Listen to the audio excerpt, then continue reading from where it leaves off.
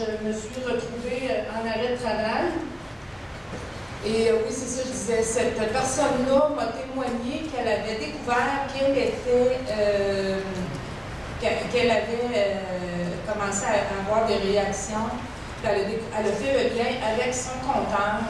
Elle a passé l'été sur son balcon. Elle est en congé tout l'été, je veux dire, puis son compteur est installé directement sur sa terrasse, puis c'est un endroit qu'elle fréquentait beaucoup. Pendant 2 étés consécutifs, elle a été exposée, c'était encore un compteur 130 de l'écran première génération, elle a été exposée plusieurs heures par jour, et puis elle a développé une hypersensibilité. C'est quand elle m'a parlé de ça, qu'elle me parlait des symptômes qu'elle avait, que là j'ai fait le lien, j'ai commencé à faire des recherches. C'est à peu près depuis 2012 que je le sais, c'est quoi que j'ai. J'ai commencé à porter des vêtements protecteurs à mon travail, puis, mais malgré ça, il y a une limite. C'est comme un peu une crème solaire, ça coupe une partie des ongles, mais ça n'enlève pas tout. Là, présentement, j'ai des palpitations cardiaques, j'ai beaucoup des symptômes qui sont énumérés là. Depuis quelques semaines, peut-être un mois ou deux, je me suis aperçue que j'ai commencé à réagir aux néons. Les néons et les ampoules fluo-compactes, quand je suis proche de ça ou dans un endroit où il y en a, je ressens, ils sont assez hauts, ils sont assez loin de moi, mais quelquefois c'est plus proche. J'ai des nausées assez fortes.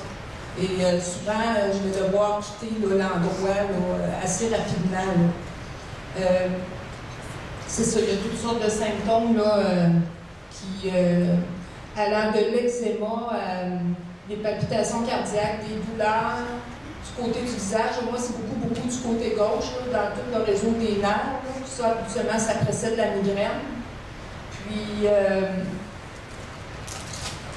c'est sûr qu'en étant fibromyalgique, les douleurs articulaires, tout ça, c'est multiplié. Ça va me faire mal. Les raideurs musculaires, je vais en avoir plus dans le cou, les épaules, les poignets. Le matin, je me lève, puis c'est raide. J'ai l'impression des fois d'avoir 100 ans. Et puis les doigts, les cheveux, ça touche tout le système nerveux. Les yeux, appareil respiratoire, appareil digestif, système endocrinien, le système cardiovasculaire, la peau, appareil génito-urinaire. Fait que c'est tous des symptômes. Ici, moi j'en ai quelques-uns là. Moi j'en ai une feuille ici, puis j'en ai peut-être les 3/4 des symptômes que je ressens de cette feuille-là. Ça varie beaucoup d'une personne à l'autre. Et puis, comme je vous disais, c'est quelque chose que ça peut évoluer. Moi, je ne sais pas ce qui va arriver avec moi. Présentement, ma vie, c'est un peu cauchemardesque parce que je passe mon temps à fuir les ongles. J'ai ici mon frère qui est de Saint-Jean-Chrysostome, puis ma soeur qui est de Bréquébé, sont ici dans la salle. Et puis, ils peuvent vous dire que j'ai des amis, ils peuvent vous dire que c'est pas des mensonges que je vous raconte là. C'est plus que ça. À tout bout de champ, je vais arriver chez eux, il faut fermer les téléphones cellulaires, il faut fermer les Wi-Fi, assez rapidement, je vais avoir des symptômes. Puis, je peux aller encore dans des endroits, mais à chaque fois, il faut que j'accepte que je vais vivre. Si je vais au Tim Hortons, il y a du Wi-Fi au Tim Hortons, c'est sûr que je vais avoir des symptômes. Puis, quelquefois, ça perdure plusieurs jours. Puis, je vais en payer la facture. Puis, en plus, chaque fois que je m'expose, ça peut faire progresser la maladie. Parce que là, présentement, on parle d'une maladie émergente.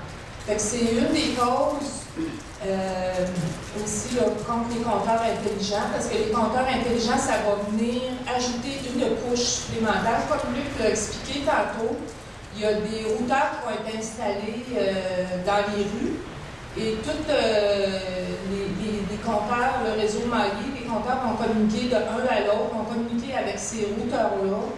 Et ça va ajouter une couche supplémentaire au Wi-Fi. Puis les personnes comme moi, probablement qu'il va falloir aller vivre si en tout cas, moi, la maladie progresse dans le bois, j'ai un chalet où il n'y a pas d'électricité, je ne sais pas que je vais faire l'hiver, mais en tout cas, je me dis, c'est toujours ma porte de sortie que je peux m'en aller là, reposer mon corps. Quand je repose mon corps pendant quelques jours, ben, je suis capable là, de venir par la suite là, un petit peu là, dans le monde.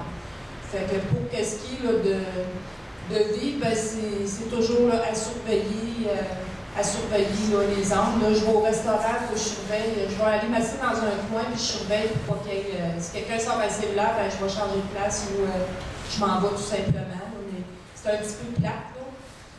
Un petit peu beaucoup. Ça fait que je vous entretiendrai pas plus longtemps. S'il y en a qui ont des questions, qui veulent venir me voir, ben, je suis disponible là, pour vous donner de l'information. Je vous remercie de votre écoute. Bonne soirée. Juste une question que vous donner. Est-ce que vous avez été diagnostiqué? Moi, j'ai rencontré un médecin qui m'a dit que c'était de l'électro-hypersensibilité, mais ils ne peuvent pas se servir de ce diagnostic-là parce que c'est pas reconnu. C'est pas reconnu au Québec. C'est ça. C'est reconnu en Ontario, c'est reconnu en Nouvelle-Écosse, c'est reconnu en Suède. En tout cas, il y a quelques pays que c'est reconnu, mais ici au Québec, c'est pas reconnu. Alors, on considère ça comme un handicap à certains endroits, là, je crois, là, mais c'est pas reconnu comme une maladie. Ça fait que c'est une autre problématique. Là, le médecin qui m'a parlé, là, moi, là, il s'est fait taper ses doigts, là, d'ailleurs, par le collège des médecins, là, parce qu'il faisait des diagnostics. Ça fait que, autrement dit, c'est omerta, hein, c'est la loi du silence et on n'en parle pas. Puis, Hydro-Québec, ils disent que ça ne rend pas malade, les compteurs intelligents. Merci, bonne soirée.